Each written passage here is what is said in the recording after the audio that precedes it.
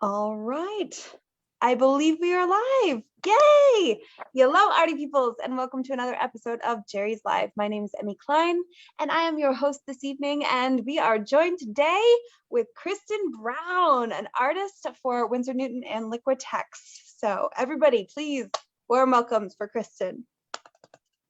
But before Kristen does officially take over, I wanted to remind you guys that not only does she have an amazing demo planned for us, and I'm so excited, but everything that she's going to be using is in a teacher's cart on our website. So go to jerrysartorama.com, and in the search bar at the top, type in today's class code, which is JL241. That's 241. And then that should bring up the teacher's cart, and everything that she's using should pop up there, so you guys can check it out that way. But without further ado, Kristen, please take it over. Hey everyone, my name's Kristen and I'm an artist based in San Francisco. So I'm coming to you from San Francisco right now. And so I'm also an artist for the Fine Art Collective, which is the education program for Winsor Newton and Liquitex. And today I'm going to be doing a demo on Winsor Newton oil paint. And I'm really super excited to be showcasing 8 new colors. So I'm going to show you all about those 8 new colors. And we'll get started. So as an artist, I do a lot of oil painting. So my more professional work is all oil painting. But I also do, working for Liquitex and Winsor Newton, I do all different kinds of art as well, and all different types of mediums. So feel free to ask any painting questions and oil painting questions as we go along. I love getting questions. And, it gives a lot to talk about. And I want to answer anything that, anybody's wondering about. So don't be shy, ask lots of questions. I'm going to go through some of our Instagram handles here. So I just said that I'm an artist for the Fine Art Collective. We have an Instagram page, which is actually TFACNA. So that stands for the Fine Art Collective North America. And you'll find us on Instagram. On that Instagram channel, there are thousands of demos saved on there. On all different types of art materials and paint done by myself and many other artists in the Fine Art Collective. So there's a ton of really great information on there. So I highly recommend following and checking that out.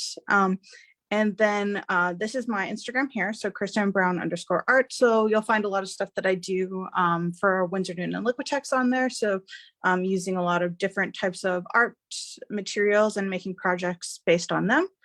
My website that has more of my professional work is the same, kristenbrownart.com. And then the type of paint that I'm using today is Winsor Newton. So you will find their Instagram at windsorandnewton.com. And they have a lot of great content on there as well.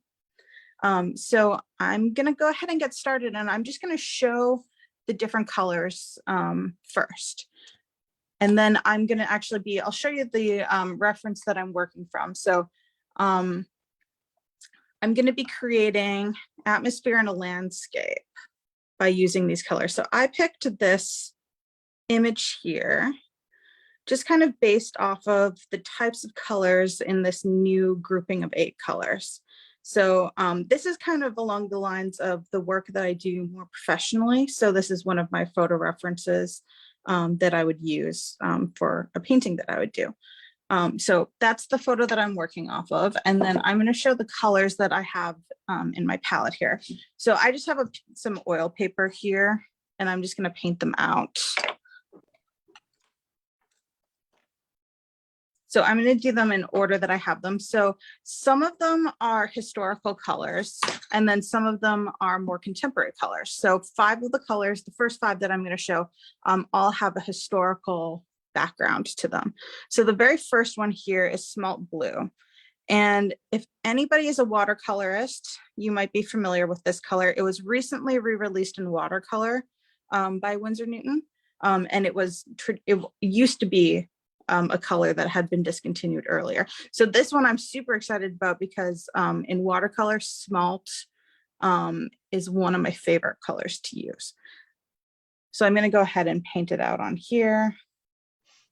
And I'm just diluting it with a little bit of liquid.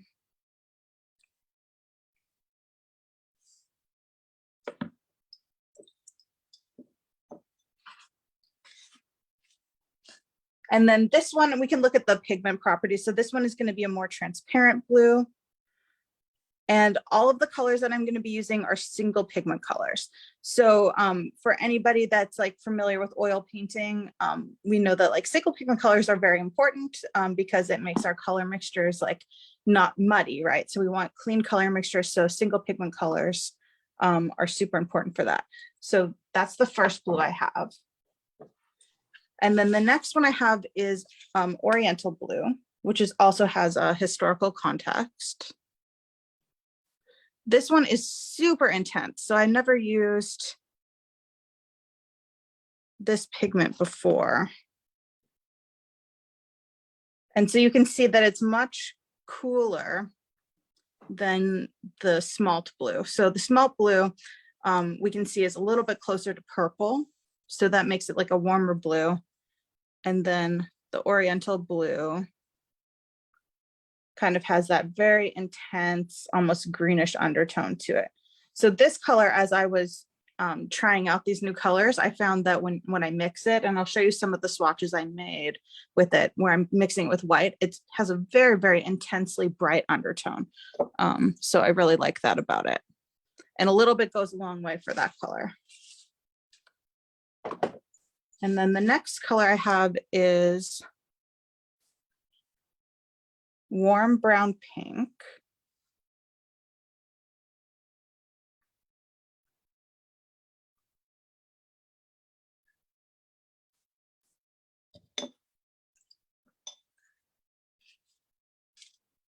And then ruby madder alizarin. So a lot of you are probably familiar, especially oil painters, with alizarin crimson. This is my alizarin crimson, I would say, is my all-time favorite color. This one is very similar to our traditional alizarin crimson, except it's going to be much more permanent. And it has like a little bit more of a vibrance to it there. I'm going to tilt it so we can kind of see.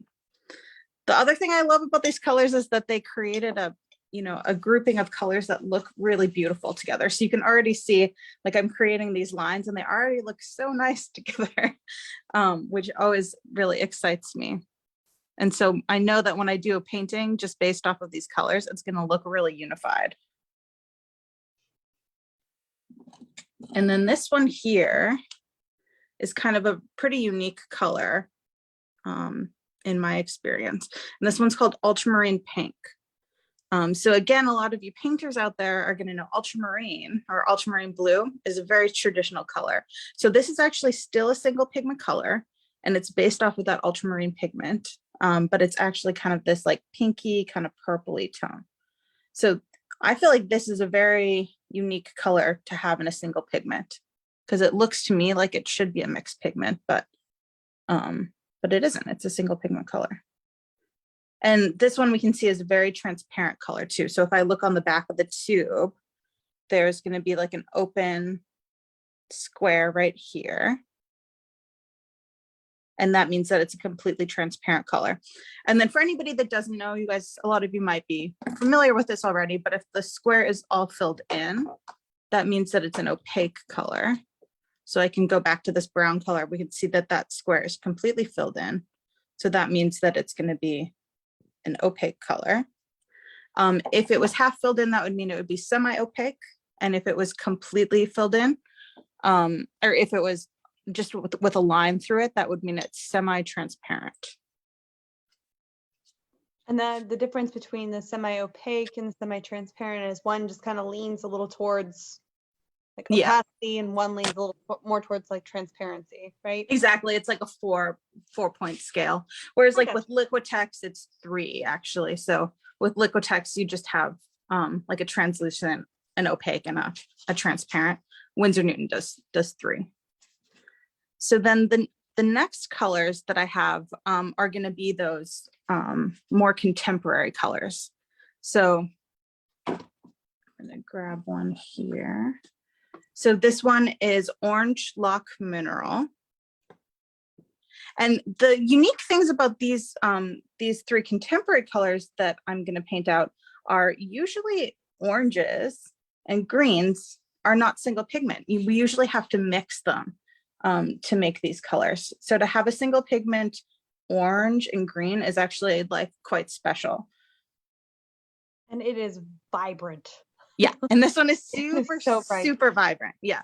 And this one is a really opaque color as well. So it's an opaque single pigment orange.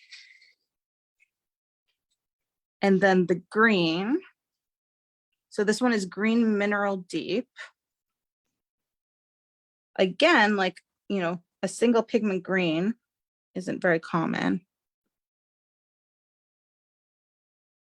And I just think this is a really beautiful green that goes really nicely with the other colors there. Kind of giving me a little bit like 70s vibes or something. I can see this as a wallpaper right now.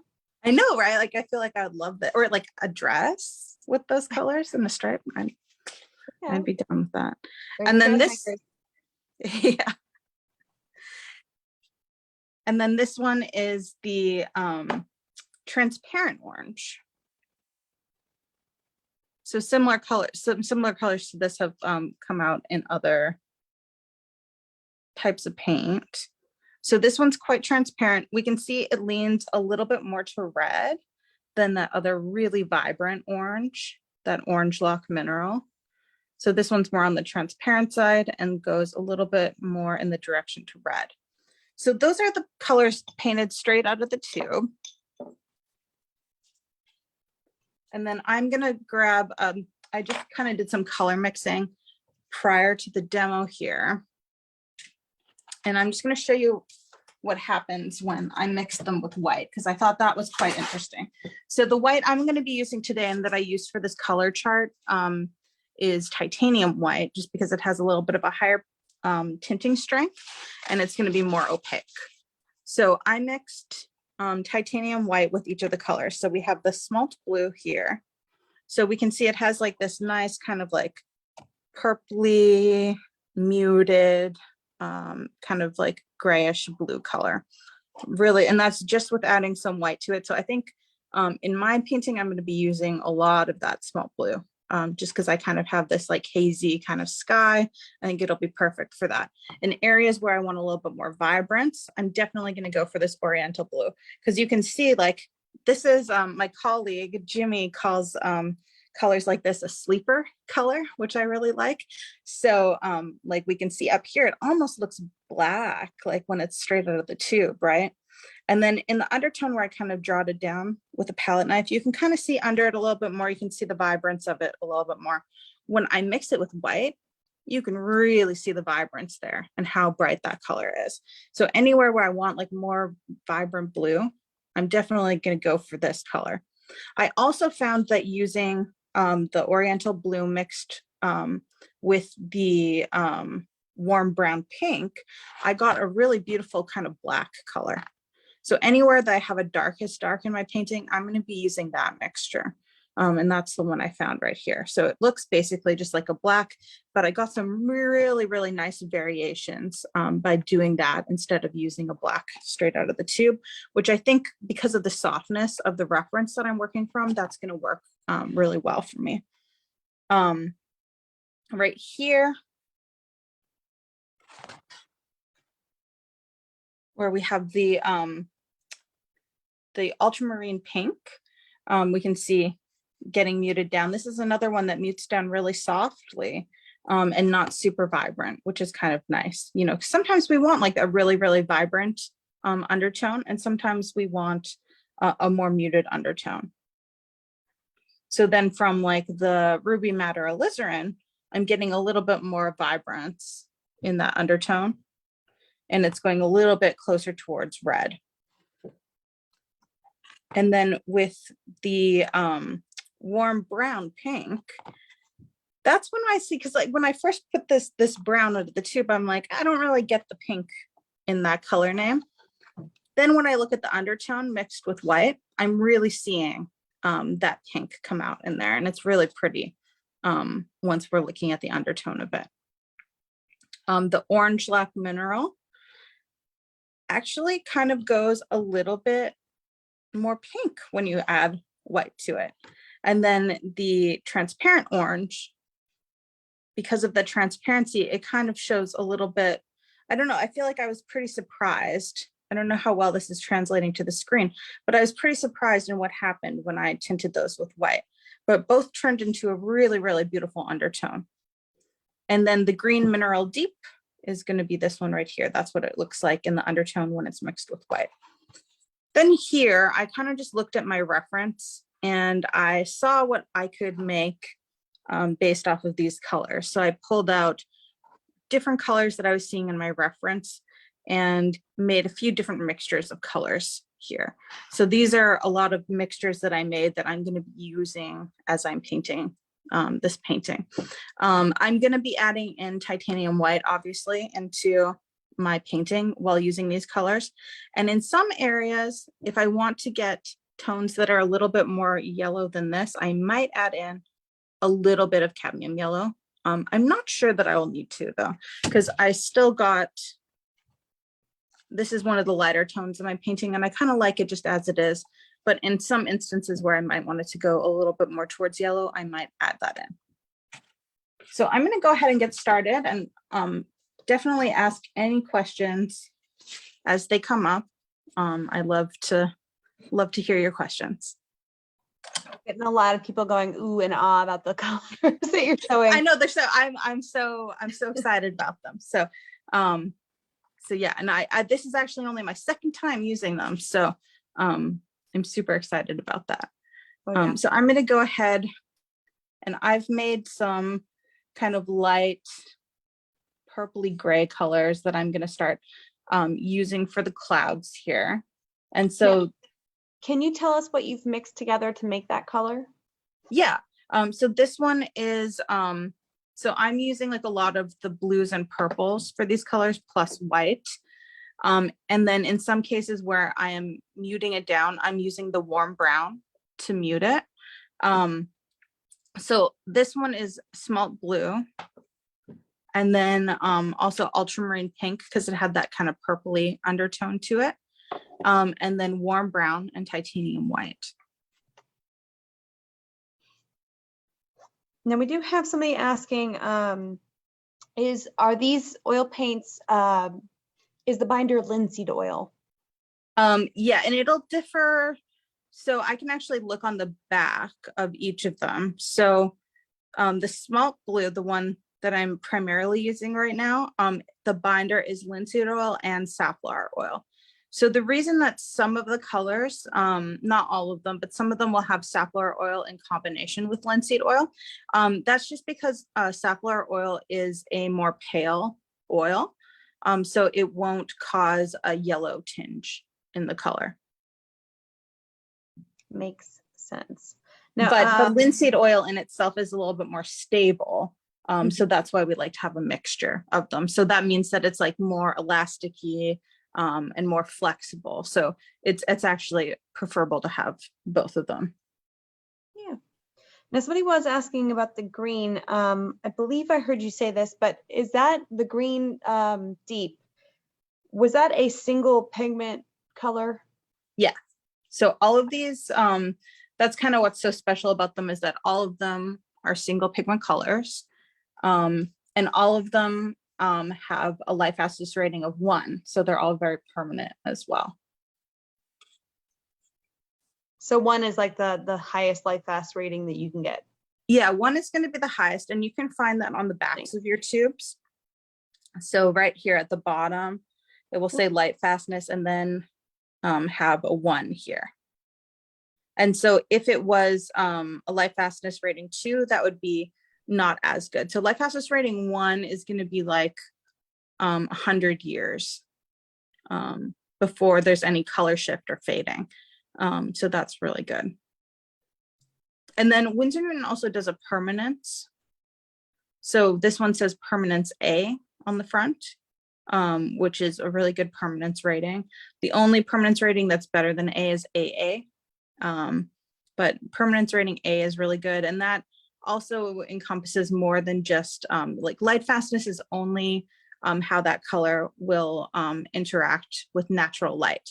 Permanence has more to do with environmental changes and what a color does over time.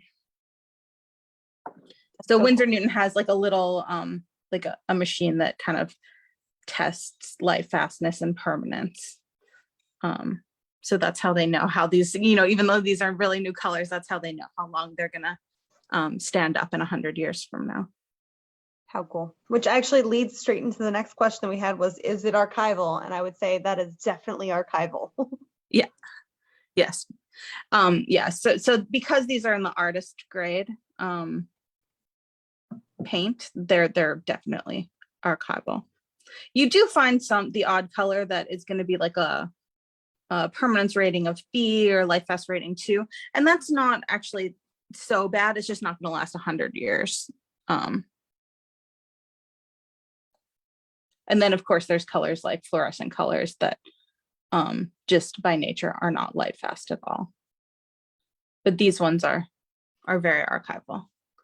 And so in this corner here, I wanted to bring in a little bit more of sort of like a purpley tone, and I'm using the ultramarine pink, which is really nice and transparent. So I think it'd be actually really great for glazing later once I have like the first layer on the sky dry. I'm probably actually going to come in and glaze some of this color in there where I want it to be like a little bit warmer, a little bit more violet-y.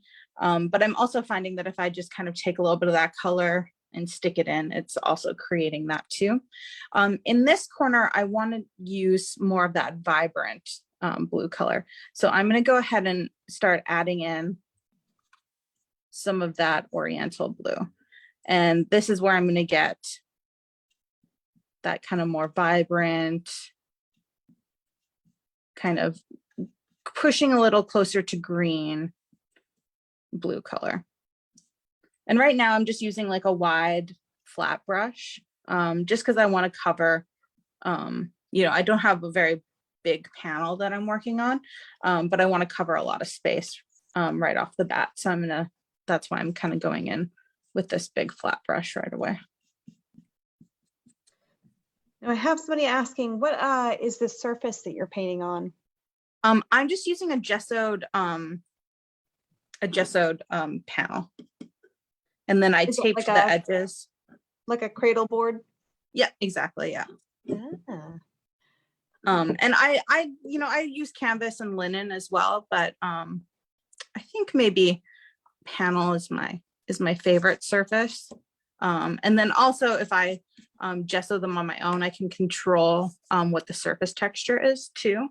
And I like to be able to do that because I'm kind of picky about surface texture. And then I should also mention the medium that I'm using here. I also didn't mention, so with some of the blues, I'm also muting them or making them less bright. So desaturating them by adding the opposite color. So ways that I'm doing that is by adding the orange luck mineral and then also adding the transparent orange to the blues. And so that's a nice, easy way to kind of mute them down a little bit. And then the medium that I'm using is going to be Liquin Original. So for anybody that hasn't used Liquin before, this is kind of like I kind of sometimes call it, like, if you guys remember Pert Plus, the 2-in-1 shampoo conditioner, this one's sort of like your solvent and your medium all in one. So you just paint with this. You don't need to use solvent in your mixture at all. And it kind of has like a nice jelly kind of like consistency. And so I just mix a little bit of that into each of my colors, and it's going to increase the drying time by, it's going to double the drying fastness.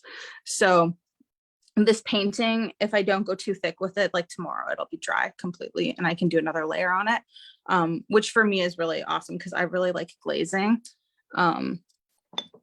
So that's like super important for me. So I pretty much almost always use Liquin just because of that reason. And then another alternative medium. So I was using just like cold pressed linseed oil, like when I was pregnant and wasn't using solvents. You could also use cold pressed linseed oil with 1 part solvent, and that would be like a really great painting medium as well. Or refined linseed oil is also a really good one because it a little bit paler in color. So if you're using like a lot of whites, you know, using a paler oil can be good, because then it doesn't color it too yellow. Now I have Nicholas asking, what is the pigment density of this artist oil compared to other brands? Like how pigmented is this paint? So the artist grade is going to be as highly pigmented as that certain pigment will allow. So different colors can take, you know, I think a chemist would be able to answer this question better than me, but it kind of depends on the paint color, because different pigments you can put in a higher pigment load versus others. But with a professional level paint, it's going to be the highest amount that can be in it. If we look at like our Winton brand, so Winton is Winsor Newton's like student grade brand, that one will have about 30% less pigment in the mixture. So then we'll also have filler in it. And so that just kind of gets the cost down of the paint, so that people that are just starting out and like students can more readily afford the color. That being said, if you're kind of investing in paint in the long run, it does make more sense to get the professional grade paint, because it's going to last longer, because there's 30% more pigment than if you're using the student grade paint. So really, you know, the colors are often the same pigment is being used. It's just going to be less of the pigment. So you're actually going to need more of it to make the same color mixtures. Does that kind of make sense? Let me know if that doesn't really answer the question. He literally just typed, yes. Cool. Makes sense. It totally makes sense. It's perfect timing. Cool. Now I do have Gigi as well as also asking, because you showed the liquid, and I know liquid has a very specific color. Does that color of the medium affect the colors of your paint? So as you can see, I'm doing quite high key colors right now, and it doesn't tint the color at all. All oil mediums are going to yellow over time, and that's just normal. Sometimes they yellow at different rates, but in the end, they're all going to yellow, you know, kind of the same way. And that just sort of happens over time. So you can varnish your paintings, and then, you know, in the long time from now that they need to be retouched, the varnishes can be removed and they can be retouched and refreshed when they get, you know, if your paintings ever end up in a museum somewhere, someone will be able to take that varnish off and retouch them, and then kind of get rid of that yellow that comes from basically when the oil ages. That kind of happens. But yeah, I'm doing a fairly high key area right now, so a lot of white, a lot of light colors, and I'm not noticing that the white is looking discolored at all. But that's a good question. If you were doing something with like a lot of pure white, maybe safflower oil would be a, you know, an oil that you'd be interested in using. For me, the one downside to safflower oil is that it takes a really long time to dry. So it's one of the slowest drying oils. But it really just kind of depends on your preference. But for me, pretty much just because of ease, and I just really like the way it works. I use liquid for all my paintings. Yeah, cutting down on that dry time is fantastic, especially because you said you like to glaze. Yeah, I really like a lot of my paintings have like a lot of layering in them. And so being able to like work on the same painting the next day is really awesome for me. Because otherwise then you have to wait like a week or two to then go back over top of an area. So not having to have that waiting time is really nice. But then some people will paint like more immediately. And then that's just like what they put on there is how it's going to stay. So then it doesn't really matter as much, if they have a week to have it dry, then that's fine. And there's times that I've used certain things that dry a little bit slower, and then I just have a couple paintings going on at one time, and that also works too, because then you can just kind of rotate between the two, or work on one section and then work on another section the next time. And then in here, I made some kind of darker colors. I have my swatches here. So these ones are using the Oriental Blue, the Smalt Blue, the Ruby Madder Alizarin, and the Warm Brown Pink. And I'm creating kind of a few different types of muted darker tones that I'm going to add in for my darkest darks. And so the reason I added in that Ruby Madder Alizarin is just to give it a little bit more warmth and kind of tie it into sort of the more purpley tones that are in the rest of the sky here. Now, when you are painting something, landscape, and you're looking at a reference photo, how closely do you follow that reference photo? It really depends on what I'm doing. This one I'm probably going to be a little bit more loose about how I'm following it, just because it's kind of one straight reference photo that I'm looking off of, and I didn't overly plan this one out. But I'll share something that I'm working on that's a larger piece.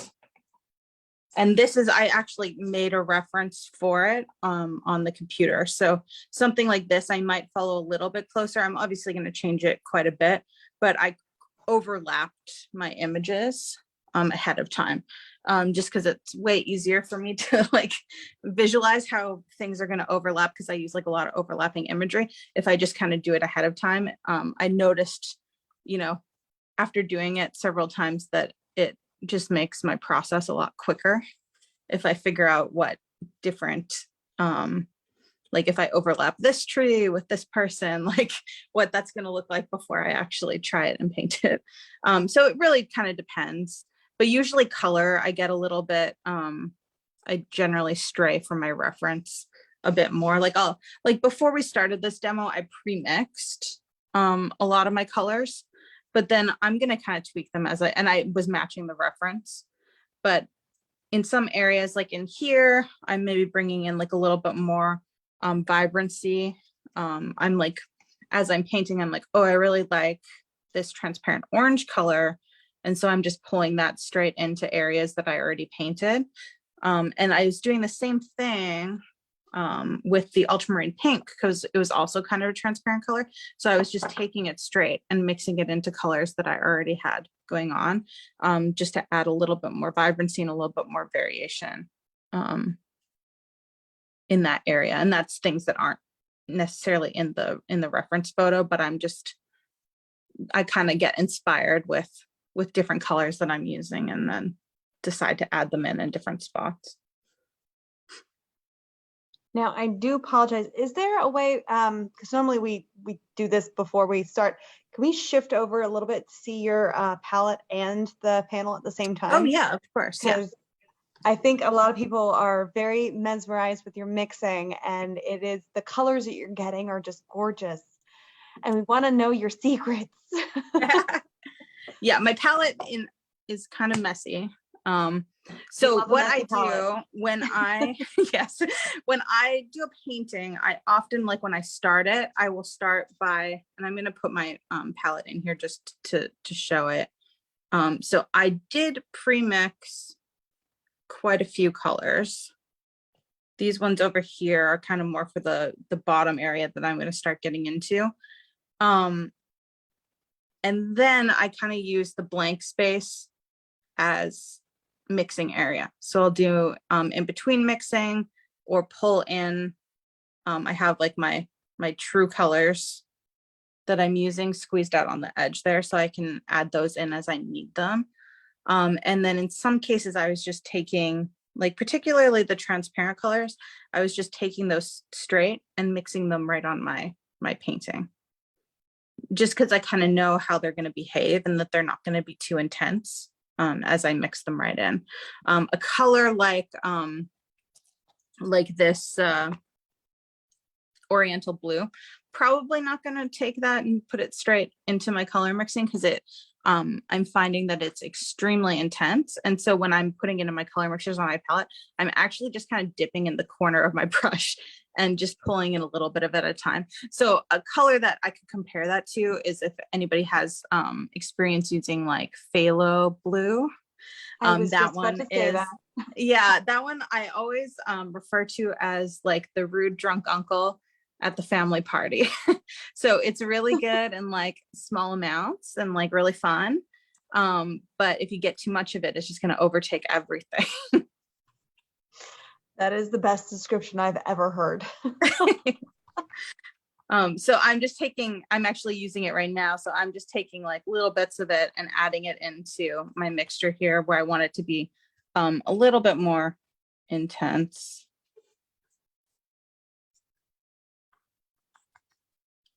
And like I said, I made my darkest dark with that color because it was quite intense. And so sometimes we want that intensity, and then sometimes we definitely don't want that much of it. And then here, I'm kind of wanting to keep that.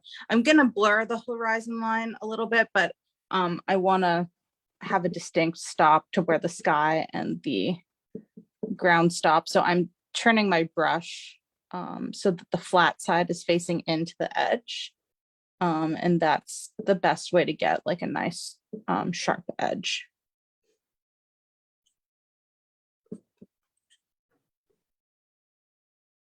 Okay, I think I'm going to stop with the sky for now. Definitely, I'm going to come back in, maybe even if I have time later in the demo, to pull out some of the highlights and maybe add in a few more colors into it. But at this spot, like if I was just doing this painting on my own, I might leave it there and then do another layer after that layer dries. So like tomorrow, maybe do another layer on there. But again, I might come back in with like a smaller size brush and maybe tweak it a little bit more and kind of change some of the transitions or soften things a little bit. But I'm going to leave it right now and then move on to the bottom part. So since I actually haven't really cleaned off my brush at all because I was using similar colors. So all I was doing was I was just wiping my brush in between colors, even though I was going between some oranges and stuff and some blues. Just wiping it was enough. But since I'm going to kind of completely, I'll show my reference one more time here. I'm going to completely change color. So I have a lot more warmer colors in the bottom here of my image. And a lot more kind of like brownish yellow tones, some pinky tones, some purpley tones. So I'm actually going to just start fresh. I think I'm still going to keep using this bigger brush, but I'm just going to clean it with some solvent just so that I don't get any of those other colors in there. And then I'm going to flip my palette so that you guys can see those colors that I mixed up here. So these ones I was using a lot of the orange, so the transparent orange, the orange lock mineral, the ultramarine pink, and then the ruby madder alizarin.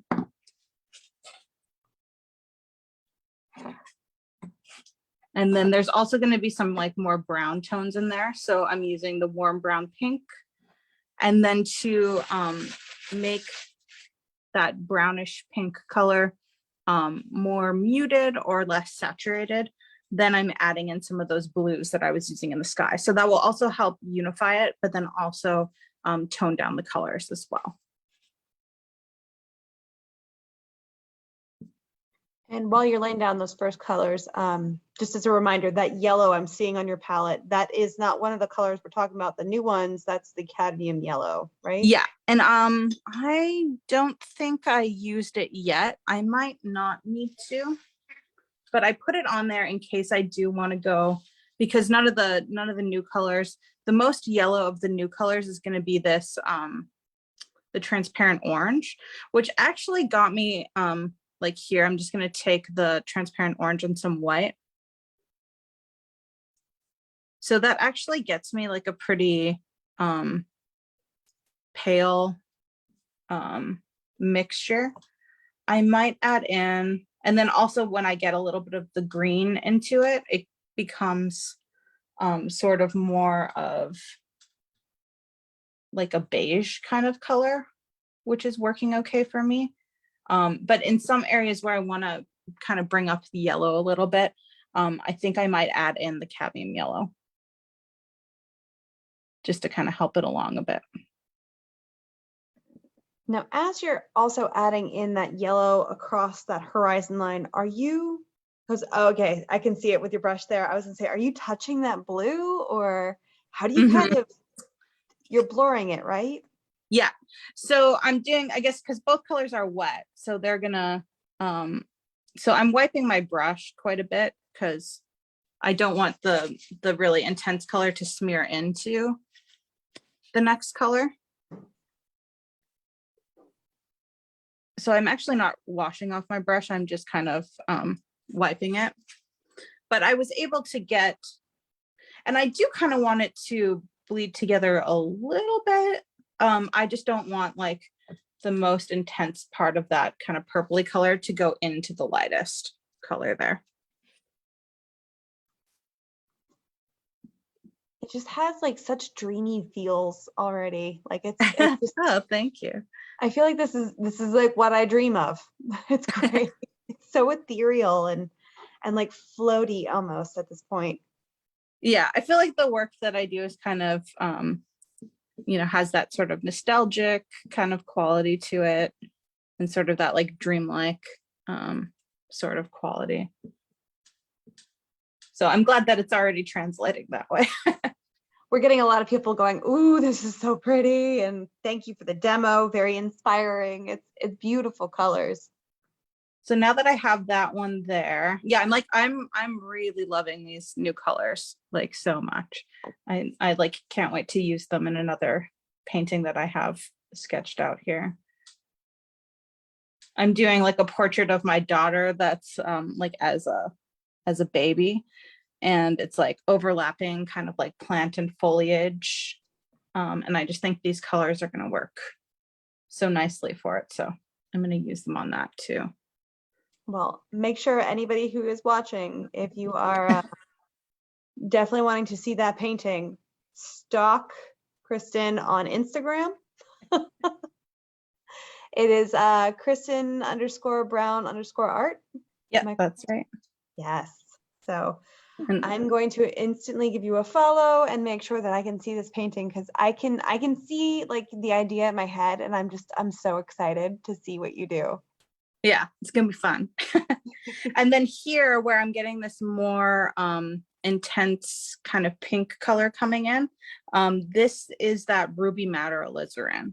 So straight out of the tube, it actually looks quite kind of red, but as I'm mixing it into the white and kind of like orangish yellowy color that I have down here, it's creating this like nice kind of soft pink tone in there. And I'll also, you know, I probably won't finish this painting in this feed, but I'll definitely post this too once it's completed. Yes, please. I am going to so want to see this when it's done. Ooh. That's Cheryl's also saying that these colors look like they would be very translatable into portraiture as well. I think so. That's kind of, I'm like pretty excited about trying it with more portraiture, because we can get these like here. I keep going back to this transparent orange color just because I feel like just putting it in to these mixtures like this and like not letting it completely mix all the way is working so nicely. So I think that color would be really great for portraiture. I think the ultramarine pink would be really great for, subtle glazing and shadows of portraiture. And the warm brown pink would be another great one for portraiture. And then also the ruby madder alizarin, I think would be really great for portraiture. So I totally agree. I haven't tried it yet, but that's like the next thing I'm gonna do. You and me. Yeah. And also if anybody does try things with these colors, please tag me and tag the TFAC channel, and I'll share those again at the end here. And we would love to see what you're working on and what you do with these colors too. I always like to see what other people are doing.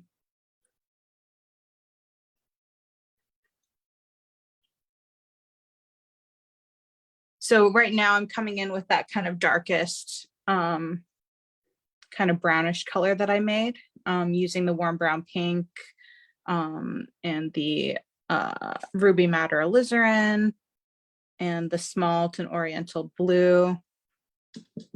So I can get, variations of different color mixtures here. So here I kind of have them already, and then I'm actually just taking some of that oriental blue, and I can get like a more kind of bluish variation of that color. If I take some of the ruby madder alizarin, I can get more of like a purpley, even darker black variation of that color. So I'm just kind of playing around. And this is why, like, I don't think it's bad to use black in paintings. Like, I feel like when I was in college, like in art school, some of my teachers would be like, never use black in your painting.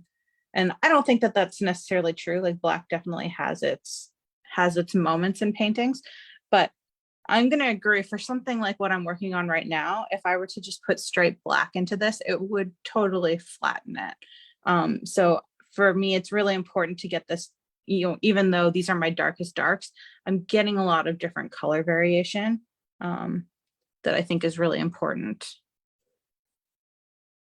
and that I'd be kind of losing if I was just muting everything down with black. So then in here, since I already have the light in there, I'm getting a little bit of more of my undertones. I'm adding in that Lock Mineral Orange. And that's allowing me to kind of get these more like pinky, orange, brown colors in there.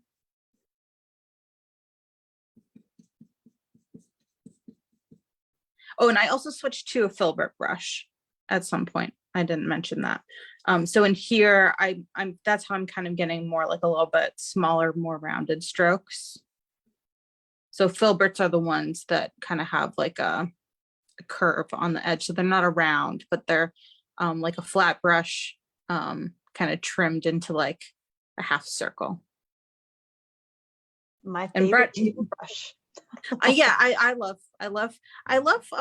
flats, and well, actually I like brights because they're a little bit shorter. But I think filbert is probably my favorite type of brush to use.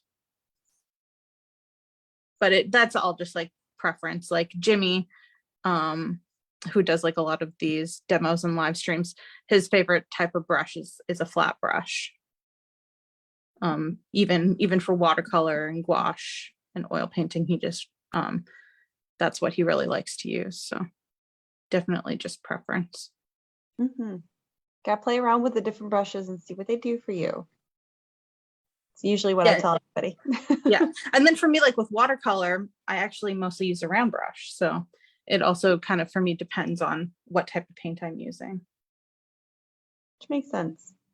Now, I did have Cheryl ask me, Do you know if Winsor Newton is offering these sets or these colors as a set, or are they, do you know if they're just individual for the time being? Just individual for the time being. I haven't heard anything about sets being offered yet.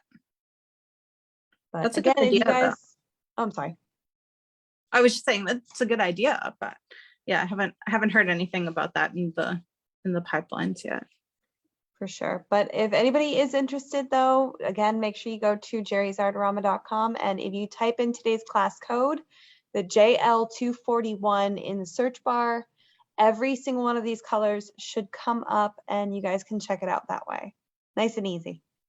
Yeah, I feel like I'm just so excited about all of them. I would just get all of them, but I'm going to get all of them. yeah. I especially have been eyeballing that transparent orange. Oh, it's so pretty. I love the yellow undertones. Yeah, it's actually, I'm like finding it so nice to just kind of grab it and kind of add it in just as it is, and kind of just letting it mix in.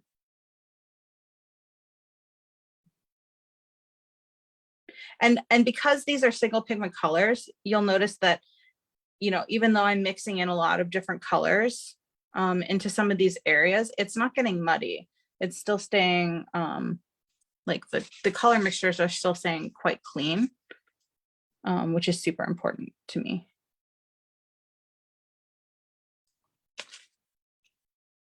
And so I'm just going to kind of keep blocking in and softening this out. And then what I'm going to do is I'm just going to let it, after I kind of finish sort of softening out things and getting basically everything blocked in, I'm going to go ahead and let it dry. And then I'm going to do a little bit of glazing on top of it. So probably one more layer, and then this painting would be done for me. You know, and I know some people will just do a painting all in one sitting. So that's just kind of how I work. I usually with oil painting will do, with a painting this size, at least kind of 2 sittings with it, you know, depending on what it needs.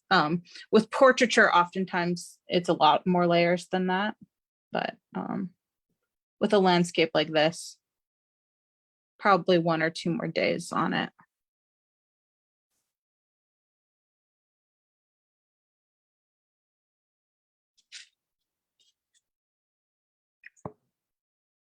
And we're going for like 5 more minutes. Is that right? I was gonna say, yeah, we're getting close to the time. I'm sorry. I feel like we're all just sitting here going, ooh. It's so satisfying to watch you paint. It's so lovely to watch you mix the colors and apply it in such a just easy kind of, you're just almost like dabbing it on. It seems just so effortless. Thank It you. is gorgeous. I feel like So everyone though, we're all just oohing and awing over it. Yeah, so something I might do is I'm just going to take a fully clean brush. Usually I would use something that's a little bit softer, but I'm just going to use kind of what I have. And I'm just going to kind of soften out some spots in the top, just so that when I go to do the second layer, I don't have any kind of abrupt or too much abrupt areas. And then I might take a smaller brush and just kind of, if I want to kind of define a couple details a little bit more, I might do that with like a smaller brush kind of before I let it dry, and then before going back to it tomorrow.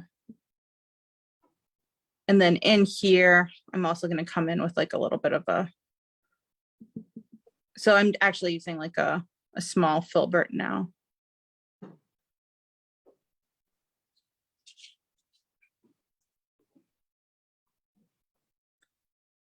But yeah, this is probably about as far as I would go.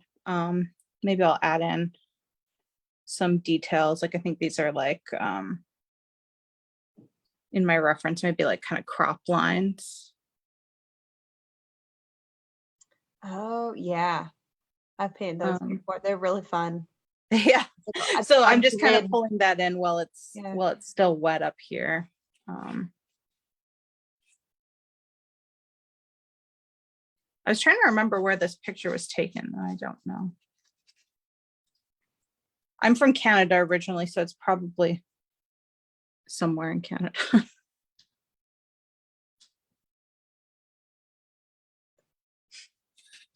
All right, so I'm going to pull my socials up one more time here. So if you guys are interested in seeing more demos using oil paint, watercolor, and acrylic, definitely follow TFAC NA, so the Fine Art Collective North America. And then if you want to see more of my work, Kristen Brown _ art is my Instagram. My website, if you want to check out some of the kind of more professional work that I do, that's kristenbrownart.com. So very similar to my Instagram name. And then the type of paint that I was using was Winsor and Newton. So you can definitely check out more content, give them a follow as well. And yeah, if you decide that you want to try out these new colors, definitely tag me, tag TFAC. We'd love to see what you create with them. And can you show the reference photo one more time? Yeah, for sure. Pretty, please. Yeah. So this is the reference that I'm going off right now. So one thing you can notice is that I'm definitely exaggerating some of those pink colors in there. But there's definitely some interesting layering and kind of blurring in this bottom half that I'm gonna reproduce a little bit more of that in my own way, but in the second layer, I'm gonna do that. Very, very cool reference photo. I love when people take their own reference photo. You always get some really, really interesting views. Yeah. I have a lot of like kind of like plastic and toy cameras. And I really like to use those to take my reference photos, because you always get like these really like unexpected things, and then like the feel of them is a lot different than just like a regular contemporary photo. So how true is that? Yeah. Does anybody have any last questions? Do these colors, actually we had just this come up right last minute here. Yep. Do these come in a water soluble option? Not at this time yet. Okay. Well, can you please tell Winsor Newton? Yeah, I mean, I love water mixable oil, so I would love to have them in that as well. So I'll pass that information along. Thank you. And then I also had Cheryl ask, when you glaze over, would you use one color all over, or do you do spot colors? I would basically just do the same sort of thing, but I'm going to use more liquid in the mixture and make each color more transparent, so that what I painted before is still showing through, but basically I'm just defining it a little bit more. And you would only glaze, oh, I'm sorry. Yeah, so basically like all the colors that I'm using now, I would use again. So basically it's just going to get one more kind of layer over the whole thing. And it's just going to basically refine it a little bit more. And then in areas where I want to show like motion blur or any kind of like double exposure, or if I want to intensify a color a little bit more, or adjust a color a little bit, I can do that much more easily with glazing. And you would only glaze when the underpainting layer, this part, is fully dry, which shouldn't take long because you use liquid as a medium. Yeah, exactly. Yeah. So depending on what oil you use, like this, I'm expecting that I'll be able to do another layer on this tomorrow.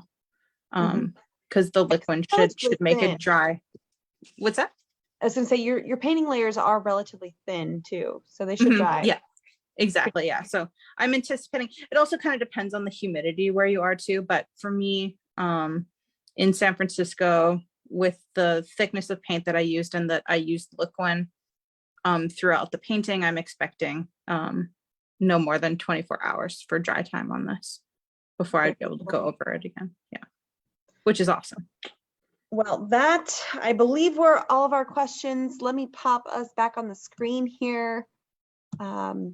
There we are. All right, so if we did not get to your guys' question during the demonstration, we always make sure to go back and answer those as well. So if you do have a question in the future, pop them down in the chat below. You know, we will always make sure to watch it, and we'll answer your questions that you have. Also, because this is a Zoom meeting, we did have to go only to Facebook, but within 24 hours, this is going to be uploaded to YouTube for rewatching. So you guys can absolutely ask questions there. We will also make sure to double check if you guys do have anything that you want to ask us. But that was the show. I hope you guys enjoyed it. Kristen, thank you so much for being here and painting for us. It was so satisfying to watch. Yeah, thank you for having me. Yeah, it was super fun. Awesome. Yeah, well, we will have to bring you back on for sure, because it was fantastic. So yeah, I mean, we could do a whole demo on just glazing, I think. Yeah. Yes. Definitely yes. If you guys like that idea, make sure you hit the thumbs up button and say yes in the comments below. So guys, go show her some love as well on Instagram, and make sure you guys check out her work. And I'm going to be looking for this painting when you're done. Yeah, so I'll get it finished and posted within the next couple days probably. Awesome.